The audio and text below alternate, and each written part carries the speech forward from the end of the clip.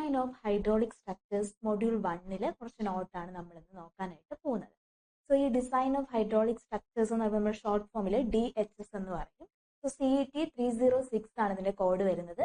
S6 നമ്മുടെ third ഇയറിലെ ഒരു subject ആണ് ഈ ഡിസൈൻ ഓഫ് ഹൈഡ്രോളിക് സ്ട്രക്ചേഴ്സ് എന്ന് പറയുന്നത്. ഓക്കെ, സോ നമ്മൾ ഡിസൈൻ ഓഫ് കോൺക്രീറ്റ് സ്ട്രക്ചേഴ്സ് പഠിച്ചു, ഡിസൈൻ ഓഫ് സ്റ്റീൽ സ്ട്രക്ചേഴ്സ് നമ്മൾ പഠിച്ചു. അതിൽ നിന്ന് കുറച്ചുകൂടെ ഡിഫറെന്റ് ആയിട്ട് design of hydraulic structure.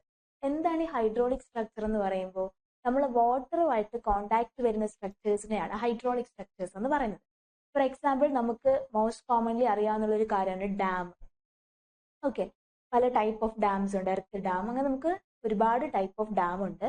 So പിന്നെയും കുറച്ചുകൂടെ ഉണ്ട്, നമുക്ക് വിയേഴ്സ് ഉണ്ട്, പിന്നെന്താണ് കനാൽ ഡ്രോപ്പ് ഉണ്ട്. ഇങ്ങനെ ഒരുപാട് സ്ട്രക്ചേഴ്സ് എല്ലാം ഈ ഹൈഡ്രോളിക് സ്ട്രക്ചേഴ്സിൻ്റെ അകത്ത് വരുന്നതാണ്. പക്ഷെ മോസ്റ്റ് കോമൺലി നമുക്ക് അറിയാവുന്നുള്ളൊരു സ്ട്രക്ചറാണ് എന്തെന്ന് പറയുന്നത് ഡാം എന്ന് പറയുന്നത്. ഡാം നമുക്കറിയാം, വെള്ളം സ്റ്റോർ ചെയ്യുന്ന ഒരു സ്റ്റോറേജ് ആണ് എന്തെന്ന് പറയുന്നത് ഡാം എന്ന് പറയുന്നത്. സോ നമുക്ക് വേറൊരു കാര്യം നമുക്കറിയാം, ഈ മഴക്കാലമൊക്കെ വരുമ്പോൾ ഡാമിലെ ജലനിരപ്പ് എന്താണ്, അതിൻ്റെ ഒരു ലിമിറ്റിൽ വരുമ്പോഴത്തേക്ക് നമ്മൾ അത് എന്ത് ചെയ്യും, ഷട്ടർ ഓപ്പൺ ചെയ്യും.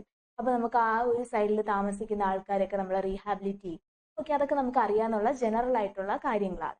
സോ അതിനെക്കുറിച്ച്, അതായത് ഈ ഹൈഡ്രോളിക് സ്ട്രക്ചേഴ്സിനെ കുറിച്ച് കുറച്ചുകൂടി ഡീപ്പായിട്ട് പഠിക്കുകയും അതെങ്ങനെയാണ് ഡിസൈൻ ചെയ്യുന്നത്. ഡാം എന്നൊക്കെ പറയുന്നത് വളരെ മാസീവ് ആയിട്ടുള്ള ഒരു സ്ട്രക്ചേഴ്സ് ആണ്.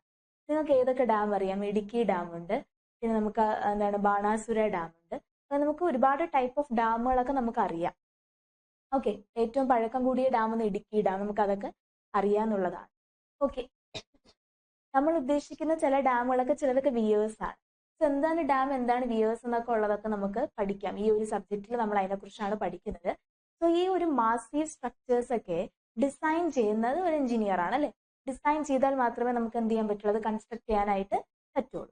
സോ ഡിസൈൻ ചെയ്യുമ്പോൾ നമ്മൾ ഒരുപാട് പാരാമീറ്റേഴ്സ്, നമ്മൾ ഡിസൈൻ ഓഫ് കോൺക്രീറ്റ് സ്ട്രക്ചേഴ്സിന്റെ അകത്തും ഡിസൈൻ ഓഫ് സ്റ്റീൽ സ്ട്രക്ചേഴ്സിന്റെ അകത്തൊക്കെ നമ്മൾ കുറെ കാര്യങ്ങൾ എന്ത് ചെയ്തിട്ടുണ്ട്, എടുത്തിട്ടുണ്ട്, അല്ലെ? കുറെ പാരാമീറ്റേഴ്സ് നമ്മൾ കൺസിഡർ ചെയ്തിട്ടുണ്ട്. അതുപോലെ തന്നെ ഈ ഒരു ഹൈഡ്രോളിക് സ്ട്രക്ചേഴ്സിന്റെ അകത്തും നമ്മൾ ഒരുപാട് കാര്യങ്ങൾ കൺസിഡർ ചെയ്യേണ്ട ആവശ്യമുണ്ട്.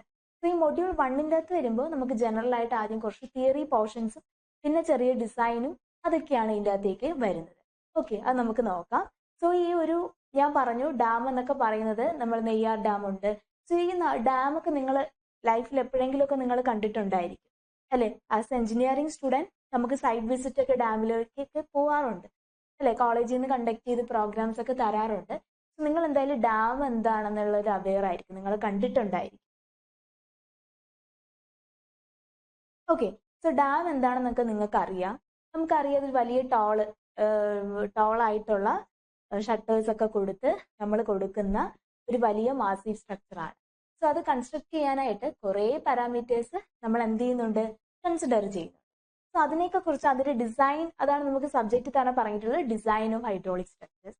ഈ ഹൈഡ്രോളിക് സ്ട്രക്ചേഴ്സ് എങ്ങനെ ഡിസൈൻ ചെയ്യാം എന്നുള്ളതാണ് നമ്മൾ ഇതിൻ്റെ അകത്ത് പഠിക്കുന്നത്. സോ ഡിസൈൻ പാർട്ടിലേക്ക് പോകുന്നതിന് മുന്നേ നമ്മൾ കുറച്ച് ജനറൽ ആയിട്ടുള്ള തിയറി ബേസ്ഡ് കാര്യങ്ങൾ അറിഞ്ഞിരിക്കണം. എന്നാൽ മാത്രമല്ലേ നമുക്ക് ഡിസൈൻ ചെയ്യാനായിട്ട് പറ്റുള്ളൂ, അല്ലെ? ഡിസൈൻ എന്ന് പറയുമ്പോൾ ഒരു പ്രാക്ടിക്കൽ ആപ്ലിക്കേഷൻ ആണ്. സോ അതിലേക്ക് നമ്മൾ എത്തണമെങ്കിൽ നമ്മൾ കുറച്ച് തിയറി പോർഷൻസ്, അതിന്റെ ബാക്ക്ഗ്രൗണ്ട് തിയറി ഒക്കെ നമ്മൾ കുറച്ച് അറിഞ്ഞിരിക്കണം. സോ അതാണ് നമുക്ക് മൊഡ്യൂൾ 1 കൂടുതലായിട്ടും കോൺസെൻട്രേറ്റ് ചെയ്യുന്നത്, അങ്ങനെയുള്ള കുറച്ച് കാര്യങ്ങളാണ്. ഓക്കെ, സോ മൊഡ്യൂൾ 1 നമ്മൾ മൂവ് ചെയ്യാണ്. സോ മൊഡ്യൂൾ 1 നിങ്ങൾക്ക് ഓൾറെഡി DHSന്റെ ക്ലാസ്സസ് എടുത്തിട്ടുണ്ട്. സോ അതിൻ്റെ അകത്ത് മൊഡ്യൂൾ 1 അകത്ത് കുറച്ച് പോർഷൻസ് അതിൻ്റെ അകത്ത് മിസ്സിംഗ് ആണ്. സോ ആ ഒരു പോർഷൻസ് ആണ് ഞാൻ എന്ത് ചെയ്യുന്നത്, ഇവിടെ എടുക്കുന്നത്. സോ ഇതിൻ്റെ അകത്ത് ഞാൻ ഫസ്റ്റ് എടുക്കാൻ പോകുന്ന topic introduction to different types of irrigation structures. Okay, ഇതൊരു ഇൻട്രൊഡക്ഷൻ പാർട്ടാണ് എന്ന് കരുതി ഇതിനെ നിങ്ങൾ തള്ളിക്കളയേണ്ട. എക്സാംസിനൊക്കെ പാർട്ടിയിലൊക്കെ ചോദിക്കാറുണ്ട്. പിന്നെ ഈ ഡിസൈൻ ഓഫ് ഹൈഡ്രോളിക് സ്ട്രക്ചറിന്റെ എക്സാം പാറ്റേണും മറ്റ് സബ്ജക്റ്റുകളിൽ നിന്ന് ഡിഫറെന്റ് ആണ്. നിങ്ങൾക്ക് അറിയാവുന്നതായിരിക്കും, നിങ്ങൾക്ക് കോളേജിലായാലും ട്യൂഷനായാലും നിങ്ങൾക്ക് പറഞ്ഞു തന്നിട്ടുള്ളതായിരിക്കും. ഓക്കെ, സോ നമ്മൾ ഈ ഒരു തിയറി പോർഷൻസിലേക്ക്, പെൻഡിങ് നോട്ട്സിലേക്കാണ് പോകുന്നത്.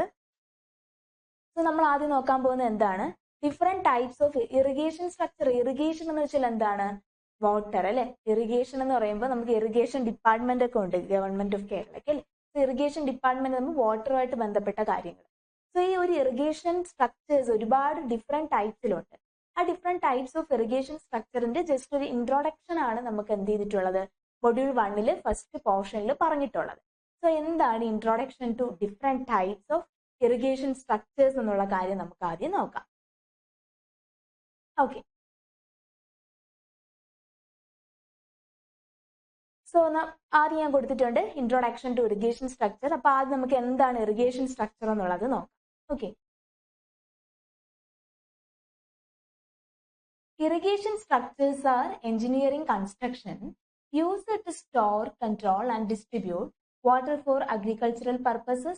These structures help ensure an adequate and timely supply of water to crops, improving yield and efficiency in farming. ഇതാണ് അതിന്റെ ഡെഫിനേഷൻ. എന്താണ് ഇറിഗേഷൻ സ്ട്രക്ചർ എന്നുള്ളത് ജസ്റ്റ് ഡിഫൈൻ ചെയ്തിട്ടുണ്ടെന്നേ ഉള്ളൂ. ഇറിഗേഷൻ സ്ട്രക്ചേഴ്സ് എന്ന് പറയുന്നത് എന്താണ്? ഇറിഗേഷൻ സ്ട്രക്ചേഴ്സ് ആണ്. ഓക്കെ, എന്തിനു വേണ്ടി ഞാൻ നേരത്തെ പറഞ്ഞു, ഈ ഒരു ഡാം ആയാലും വിയേഴ്സ് ആയാലും കനാൽ ഡ്രോപ്പുകളായാലും നമുക്ക് കുറെ ഉണ്ട്, സൂപ്പർ പാസേജ് ഉണ്ട്, അങ്ങനെയുള്ള ഈ ഒരു ഇറിഗേഷൻ സ്ട്രക്ചേഴ്സ് എല്ലാം മെയിൻ ആയിട്ട് എന്തിനാണ് കൺസ്ട്രക്ട് ചെയ്യുന്നത്? യൂസ് ഇറ്റ് സ്റ്റോർ, എന്തിനു വേണ്ടിയിട്ടാണ്?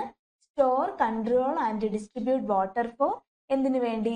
Agricultural purpose. വെള്ളം സ്റ്റോർ ചെയ്യും, ദെൻ മഴക്കാലത്ത് അതിന്റെ ആ ഒരു ജലനിരപ്പ് കൂടുമ്പോൾ, അതിന്റെ ഒരു വാട്ടർ കപ്പാസിറ്റി കൂടുമ്പോൾ നമ്മൾ എന്ത് ചെയ്യും? അതിനെ കൺട്രോൾ ചെയ്യാനായിട്ട് ഷട്ടേഴ്സ് ഒക്കെ നമ്മൾ എത്ര സെന്റിമീറ്റേഴ്സ് എന്നൊക്കെ പറഞ്ഞ് ഓപ്പൺ ചെയ്യും. ആ ഷട്ടർ തുറക്കുന്നതിൽ പോലും ഡിസൈൻ ഉണ്ട് അല്ലേ? അത് ഒറ്റയടിക്ക് നമുക്ക് തോന്നും പോലെ തുറക്കാൻ പറ്റത്തില്ല. 5 സെന്റിമീറ്റർ, 10 സെന്റിമീറ്റർ, 2 സെന്റിമീറ്റർ ഒക്കെയാണ് നമ്മൾ വെള്ളത്തിന്റെ ലെവലും ഒഴുക്ക് ഫ്ലോ ഒക്കെ അനുസരിച്ചാണ് എന്ത് ചെയ്യുന്നത്, അത് പൊക്കന്താക്കുകയൊക്കെ ചെയ്യുന്നത്. സോ ഇറിഗേഷൻ സ്ട്രക്ചേഴ്സ് എന്ന് പറയുന്നത് എഞ്ചിനീയറിംഗ് കൺസ്ട്രക്ഷൻസ് ആണ്. എന്തിനു വേണ്ടിയിട്ടാണ് യൂസ് ചെയ്യുന്നത്? Use it store, control and distribute water for, എന്തിനു